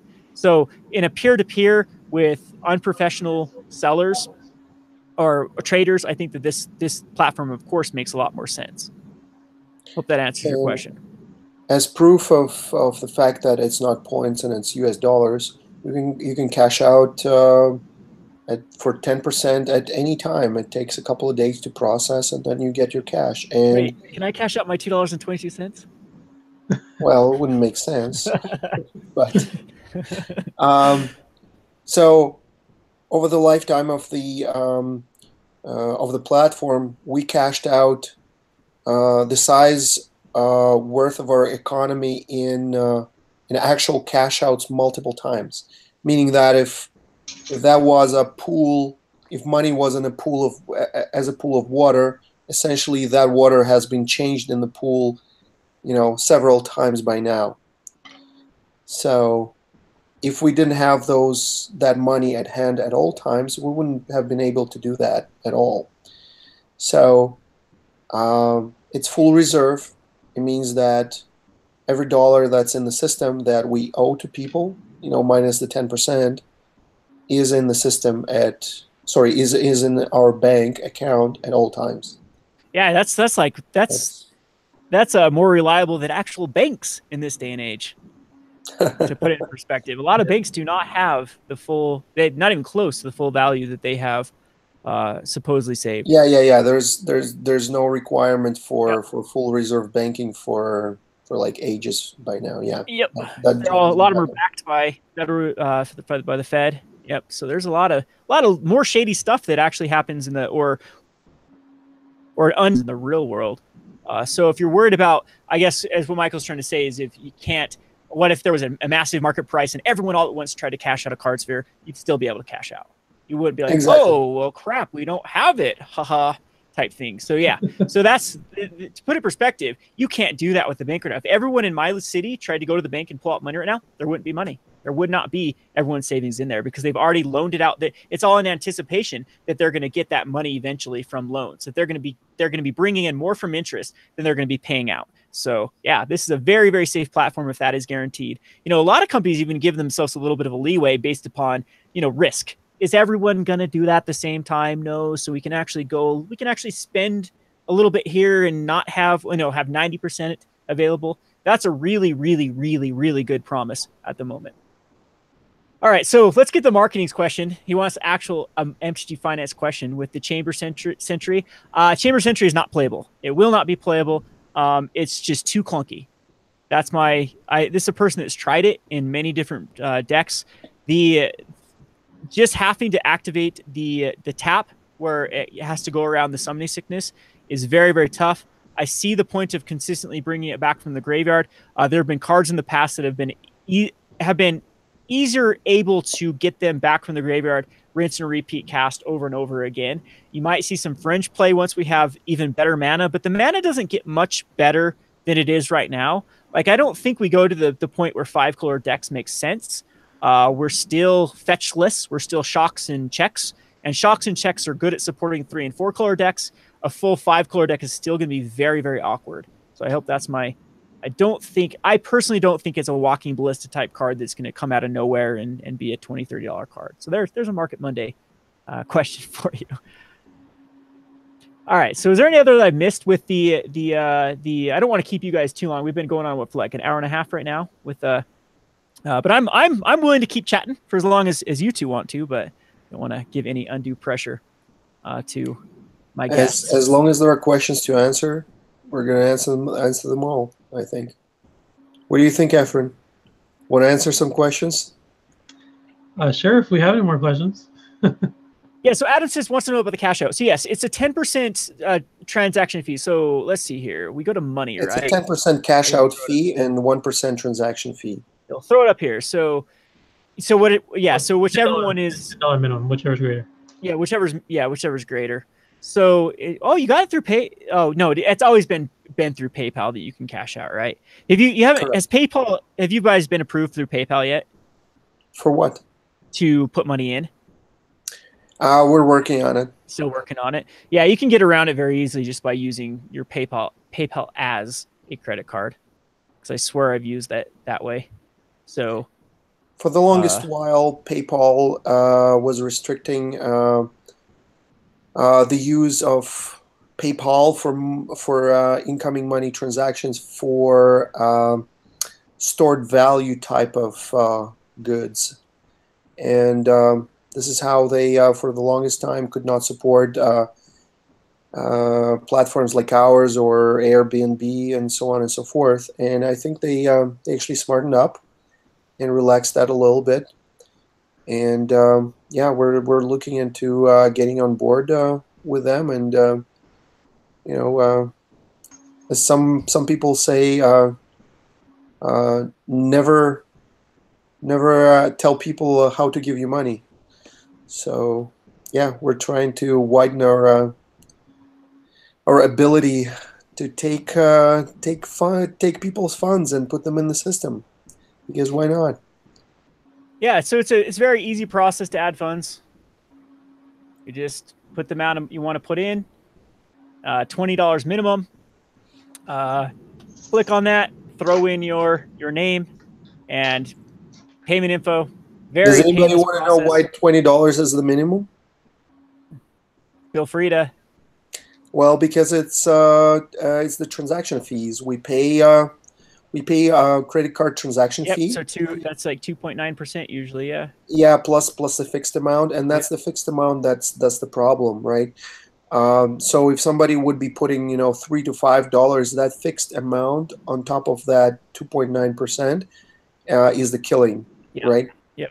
It increases the cost of money in our system dramatically. So $20 10%. That's fair was where we too. thought it was acceptable, and that's where we set it, because. Let's hit on that. So a lot of people saying that, okay, so no, the marketing, no, it's actually better to cash out with over $100, not under $100. Over the $100 is where because it's going to be either $10 or 10%, correct? For cash out. Right. That's right. So under you cash out $50, you're paying like a massive fee to cash out. Yes, yes. And again, that is to protect them. The 10% is insanely reasonable. When you put that in perspective, they're paying that transaction. They're paying that fee for you. I'm actually surprised that you allow people to do that. Like for this sort of system, it'd be very fair to put that 3% to the user to put that in directly. We do in the form of the 10% cash out, right? Out of the 10%, yes. We actually pay the cost of the money in the system, and we when we cash out, that's not the 10% that goes to our revenue. Again, comparing apples to oranges, minus whatever. If I'm comparing like the TC player, they're how they deal with everything. They pass everything imaginable back onto the customer. Cardsphere's eating that for you. That's very commendable. If you're willing to eat that 2.9%, if I were to start a service like this, you better believe that I'd be putting that 2.9% off to the person putting money into it, because it's not a direct reflection of how much it's costing me. It's like sort of thing. So that's very commendable that Cardsphere is doing that, and only doing 10% out. That's very, very good. So yeah, so I would highly suggest the marketing, if you're going to use Cardsphere to cash out, wait till you're over $100. Personally, I of course never cash out, because I'm still puking money at Cardsphere, because it's just such amazing deals. We can scroll through this all day long. And again, I know I have a pretty niche cards that I like Hour of Revelation, 40 cents a piece. I'll buy these all day long at 40 cents a piece. Currently, right now, I think I'd have to pay like probably 50 to 55 cents per Hour of Revelations. This one from this particular person didn't make any sense to me. I don't know how they're doing it. We talked about this off air. This person's using arbitrage through another vendor to then use it through Cardsphere. But I was checking Abigains. These are 80 cents a piece from Abigains. And so he bought them from Abigains to sell them to me at 40 cents. So yeah, it's got to have a discount somewhere, or some way that they got a lot of store credit. And then just wanted, and maybe like cashing out store credit was a lot easier through sitting it through Cardsphere and then hitting a 10%. So hitting a 50% and a 10% fee is making more sense for this person than any other outlet. I don't know. I'll have to hunt this person down someday and pick their brain of how they're doing it. Alrighty. So I did have a little bit of a complaint here though, Ted. How come I can't cash out in the form of hats? One hat. It's not allowing me to put letters in here. Tisk tisk. Tisk tisk. Yeah, we're gonna forward this complaint to our complaint department. And because we're a Canadian company, we're gonna have a committee, we're gonna have a panel and a board, and we're gonna have a thorough discussion and lodge a formal complaint. Those ketchup chips, by the way, Ted, that you sent. Oh wow. Oh, you Canadians. I mean, I like ketchup, but it was just like pure. It tasted like pure vinegar, And it was just so. And we opened them up, the stench. Oh, that was pretty ripe, Ted. Whew.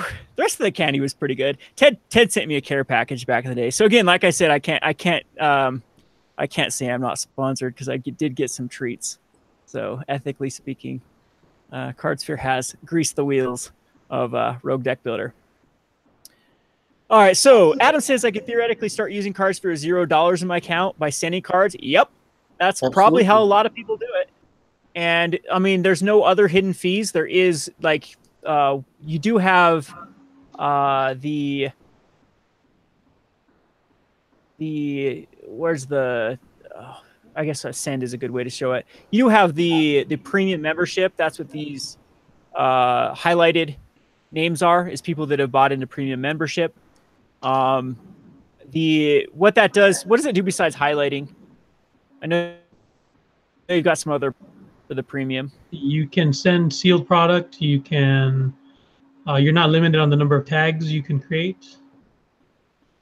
And you can use the night mode. Have you tried the night mode or the dark skin? I'm not trying your night mode. I like a bright screen, you people that tell me that my screen is too bright.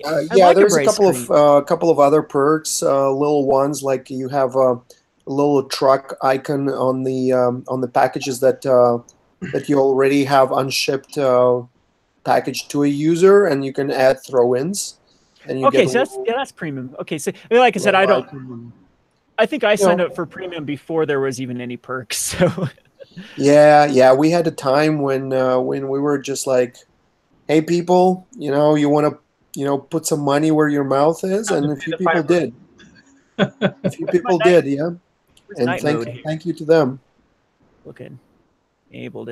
I was one of them. I signed up for a year. Theme. There's night mode. All right, we're gonna try this night mode, and then we're all gonna cringe.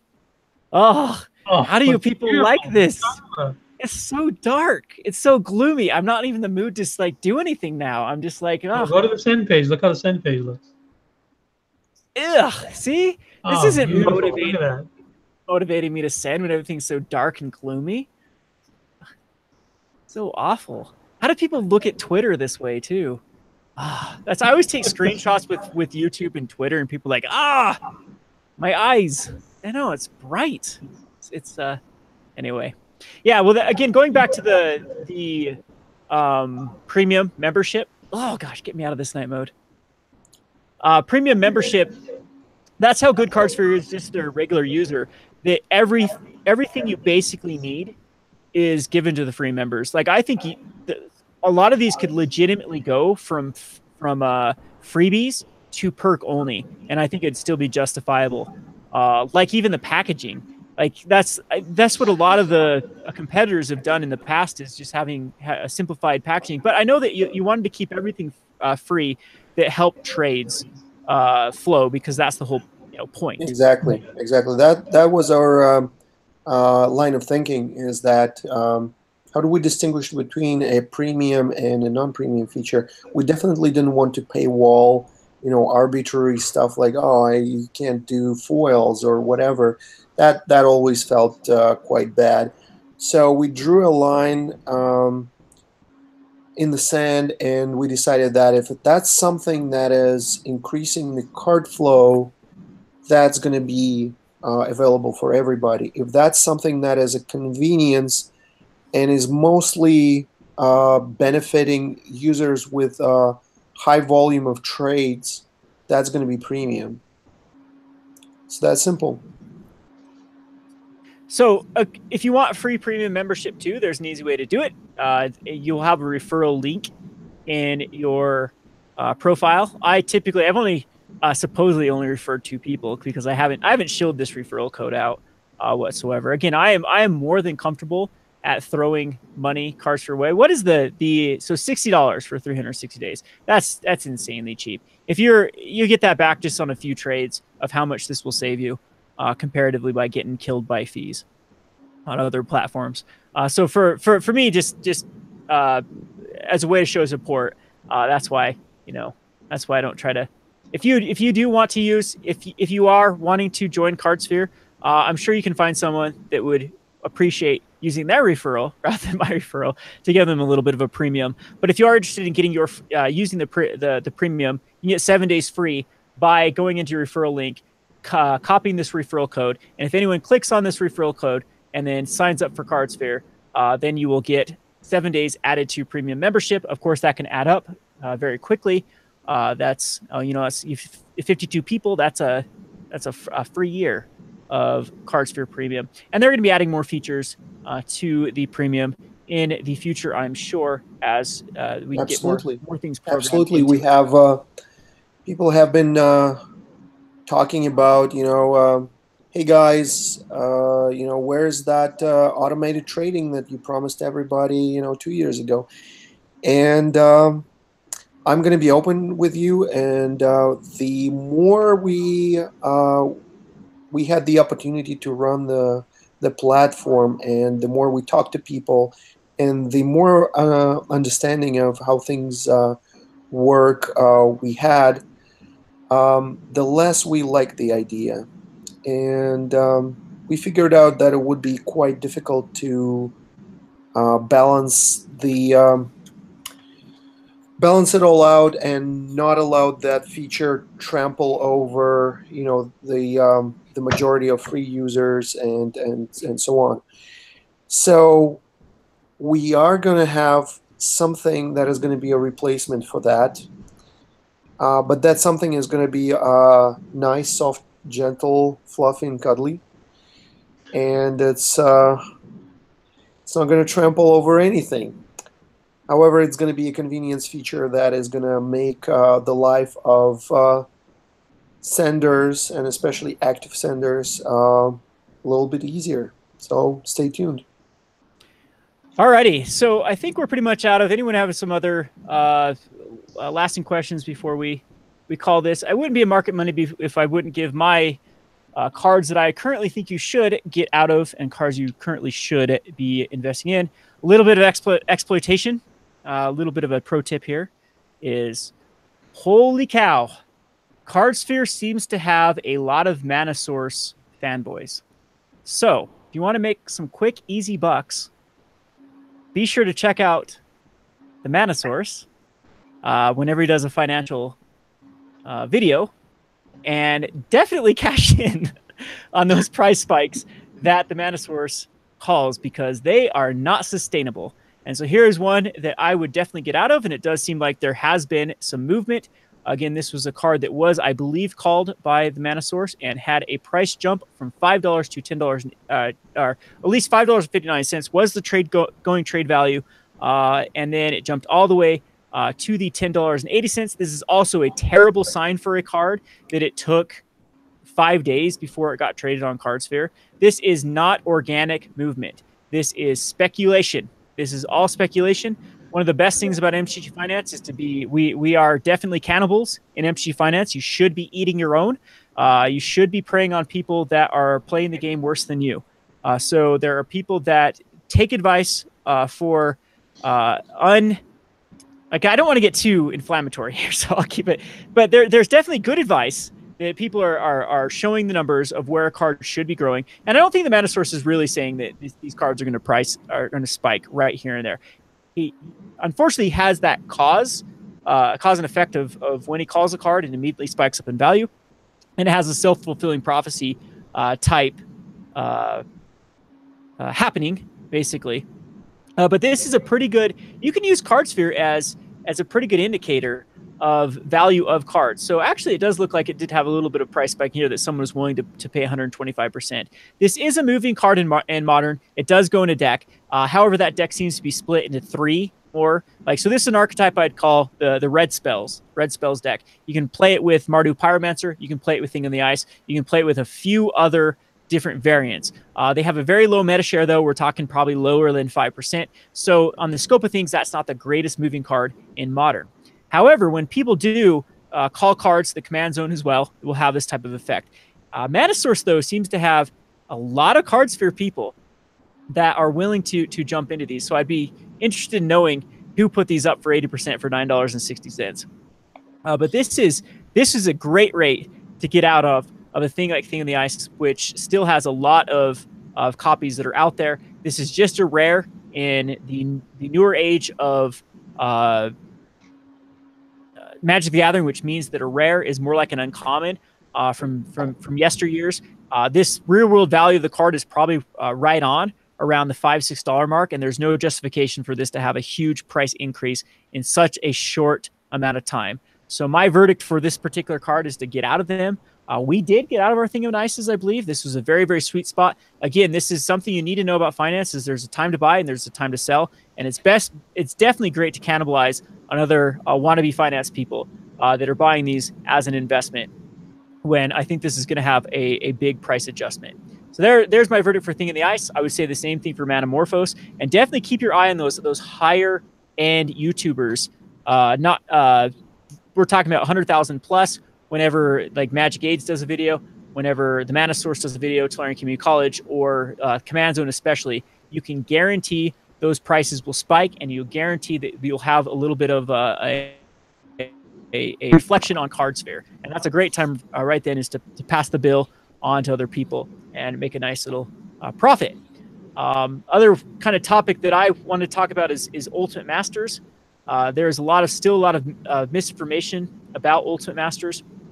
The data that even Cardsphere has is very, very, very slim. Is that pretty accurate to say about Ultimate Masters, of where is being grabbed from? Because I'm sure all of your sources don't even have this up yet.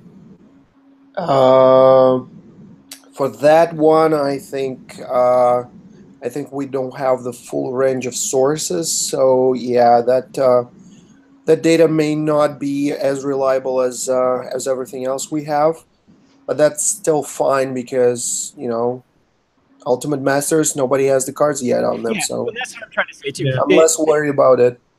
This isn't like, you know, your prices are actually pretty accurate compared to, I mean, I see a lot of it. It's not really, you know, these are just, a lot of them seem to be anchored upon expected.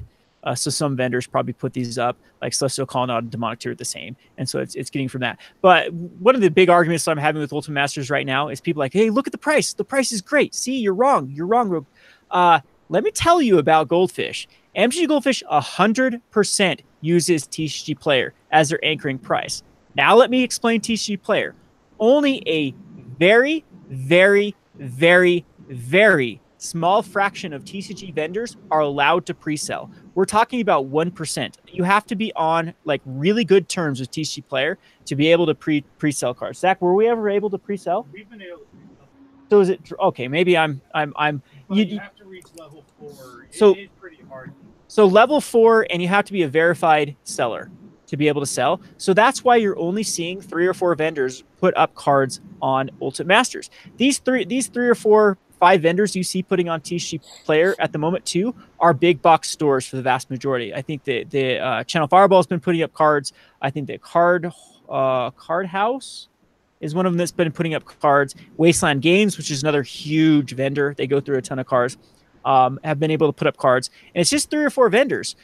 Trying to rely on prices from 3 or 4 vendors is not where you want to be. If you actually go check eBay pre-sales, you'll get a totally different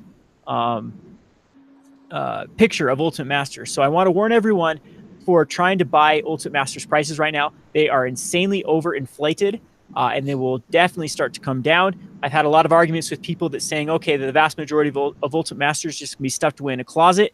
Not everybody, not everyone is a Rudy. The vast majority of people that are going to be buying Ultimate Masters are going to be cracking them and playing with the cards, drafting them. We still have the Walmarts and the Targets, or whatever the equivalent is in Canada that sells the big box stores, are going to be getting these in mass quantities as well in those 3-packs. And we have not seen the end of the price falling. So I guess for that kind of topic for Market Monday, I would say check those big YouTubers when they talk about cards, especially in the finance area. Those cards will have a self-fulfilling prophecy. Cash out on it, and definitely be warned about Ultimate Masters. Efren, what are you investing in at the moment? Aside from, give us a pick. I don't have any picks. I spent all my money on Ultimate Masters from you. I know. So I'm not buying anything. You did. I know. Geez. Still nervous about that. I'm still nervous that one of the things that happened at Eternal Masters is we pre-ordered a ton of them. Our distributor told us, yeah, you're going to get them. You're going to get them. You're going to get them. And then the day of, oh, you're not going to get them. And so I keep waking up in cold sweat thinking that's going to happen with, I cannot stand the distribution method that Wizard of the Coast has chosen to go through, and really be at the mercy of the distributors. Distributors really don't really have any chains anymore. They're allowed to do whatever, which is a very scary precedent to be in at the moment. Yeah, Efren, you're not much of a speculator, are you? Not really. I know, that's what I think. So Efren, Michael, and Ted have just this sheer amount of data at their disposal, and they're casuals. They're filthy casuals. Hey. I'm a casual spike, okay? I like winning. I play to win, and I'm not ashamed of it. I'm saying as far as trading is concerned and like the MG Finance. It's kind of funny I expected like Cardsphere to be produced by like sharks. And when I really got to know Michael and Ted, and even Efren here, and that was the whole point for creating Cardsphere. It was just correct me if I'm wrong, you're both avid Puka traders before it went downhill. Yeah, we all were. Well, yeah. Exactly. I've been always a player, right? I've been playing casual Legacy in my basement with some friends before Modern was announced. And when Modern was announced, I sold out of Legacy stuff and I bought into Modern before the format was popular. So all those staples and stuff, I like keeping a play set of every Modern playable card just so I can play with them one day. Never happens, I know. I rarely play Magic these days. I'm spending most of my time working on Cardsphere, obviously. But that's my dream, you know. At some point, I'm just envisioning Cardsphere to be this, you know, project that doesn't require a lot of my attention, and I can get back into, you know, playing Magic once a week. Yeah, that's the worst. Is when you make fantastic. So, anyways.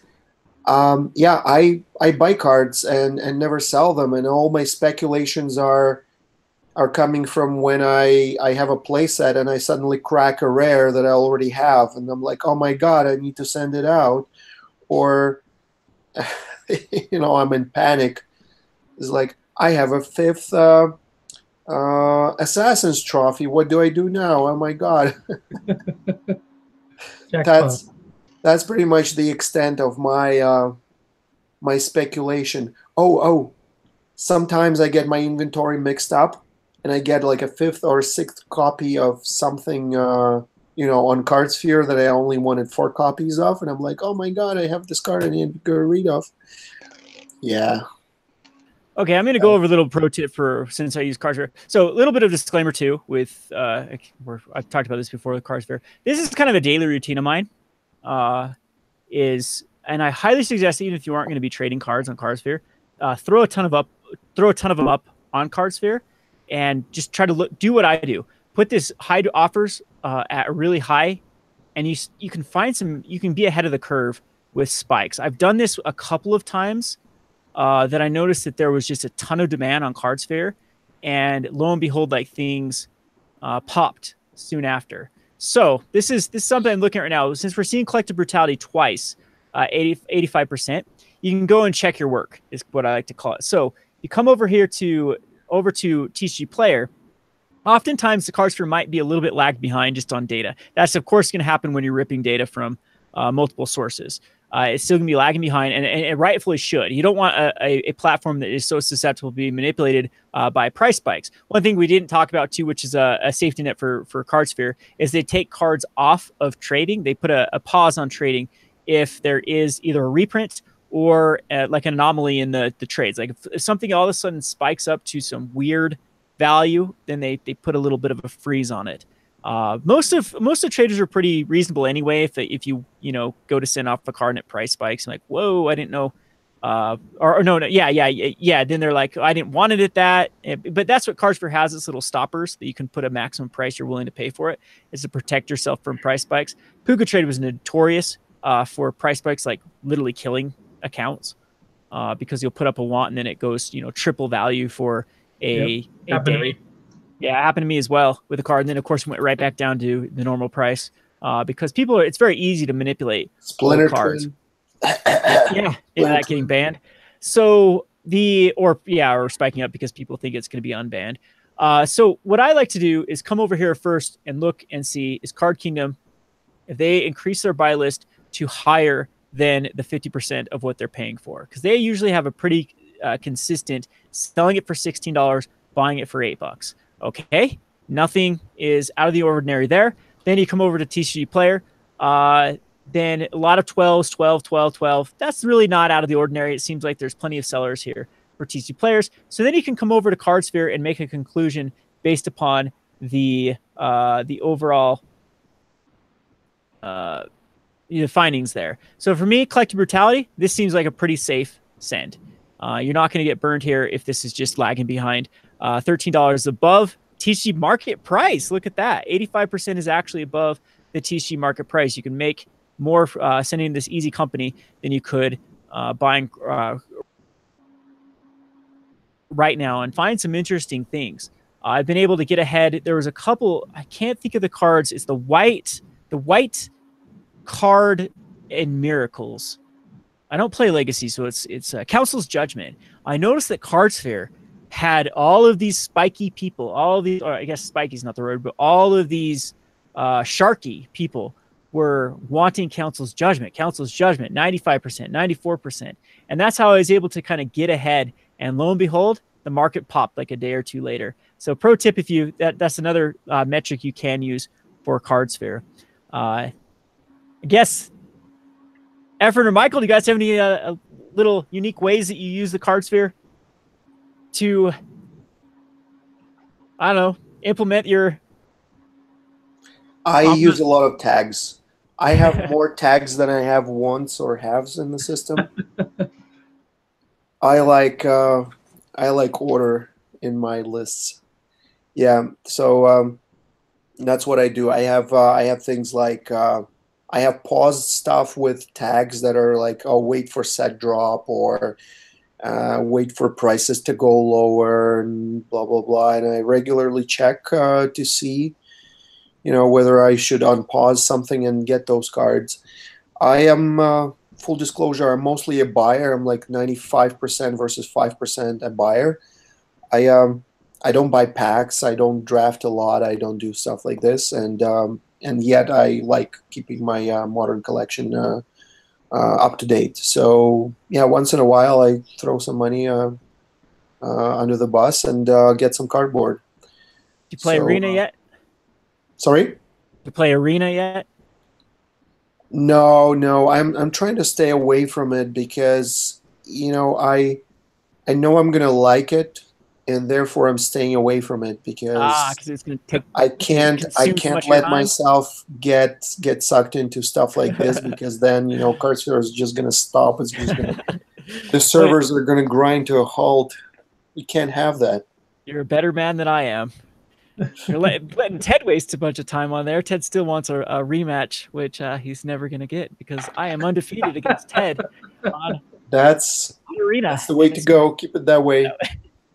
It'll be interesting, though. We'll have to organize a Cardsphere community tournament on Arena. We have the real sluggish and terrible challenge system on M2G Arena, which doesn't work half the time. But anyway, I think that's a good place to call it. We're kind of slowing down in the chats. I appreciate both my guests, Efren and Michael from Cardsphere. Hopefully we convinced everyone to join Cardsphere. There's literally no reason not to at least send off some draft trash, or what you consider draft trash, at a reasonable price, and you'll be very surprised. You'll find some very, very good packages. Again, if you are looking, if you are a current Patreon or patron of mine, I will send cards around the 80. I always say 84%, no questions asked, unless it's, of course, spiking out of control. I'll send you a card, and usually I'll be very, very, I'll work with you around the 80% mark on Cardsphere to send a card if you are a patron. If you are interested in becoming a patron, of course, that's another avenue, another perk to doing so. Efren got some cards from me the other day, and Efren just messaged. We have a thing on our Discord. You can post your cards for once. I'll check them over and try to do you a solid. But appreciate Cardsphere. They've been really good to me, and I hope this is why I do these videos with them. I think that they are a invaluable source, and I still stick to the my little bullet point here that they're a game changer. I think Cardsphere alone is making the Card Kingdoms and Star City games increase their buy list price. I have noticed that the spread between buy and sell has decreased substantially with vendors, because they are having to compete with a very, very legitimate and amazing community here at Cardsphere. And eventually I'd like to see that even come down more. So if you do want to see more, power to the players, this is something you should get behind. They're very reasonable with their fee structure, cashing out and putting money in. And again, it's a site that continues to update and continues to grow at the time. It is not stagnant whatsoever. Any closing remarks or sign-offs? Efren, go ahead. Efren? Not regarding Cardsphere, I just want to thank Kevin for having me on the channel. You're like the first YouTuber I ever subscribed to, so this was super cool for me. And I said that I was a filthy net decker, and your Soul Sisters was the first deck I ever net decked. So I want to thank you for having me on. It's been really cool. One of these days I'll redo Soul Sisters. I tried to give Modern a go again, and I hate Modern. The last Modern event that I played in, I was actually playing the Phoenix deck and trying to get it to work, the Hollow One Phoenix deck, and ended up going 3-2. And it was literally every game mulliganing to Leyline the Void against my other dredge/graveyard opponent. And then, oh, do I have the Leyline the Void or don't? Cool. That was a fun experience. Yeah, no Modern for me. I'm done with it. Again. Yeah, there's some of that going on, but I find Modern to be a self-healing beast. Right now it's a little bit wounded by all those graveyard decks. I think give it another 3-4 months, is going to be on another cycle of different decks. It's more cycle of degenerates. So now we have to put ways to hate Scape Shift, huh? I'll quit hating on Modern. I'm a very opinionated person with very opinionated opinions. Efren, try it out in Pauper. It's legit in Pauper. Soul Sisters. It's a kind of fun deck.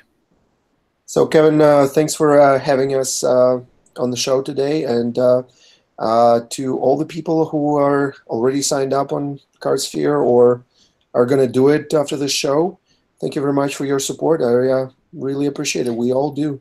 Yeah, and again, if you ever need anything from me, any other, I'll continue to try to plug and try to get as many people, because it's beneficial for me to get as many people into Cardsphere. Yes, I'll have more competitors, but also I'll have more fresh fish to prey on, since I'm the shark that I am.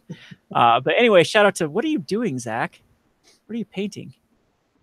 Oh yeah, he 3D printed a big dice to carry dice. Wow. Look at Zach go. Yep. Anyway, thanks Robin. Thanks to Efren and Michael. And you guys are all gonna sign up for Cardsphere. I will link my referral code. Huge spike in signups today. I can feel it. All right. I hope so. We have some good people here. I'm just afraid that everyone is part of Cardsphere with how much I talk about it on my market channel. Anyway, go to the Rogue Market if you guys want one actual more in depth of cards I'm talking about today. I'll try to do one on the second channel with Rogue Market. Thanks, Efren and Michael. Thanks, Kevin.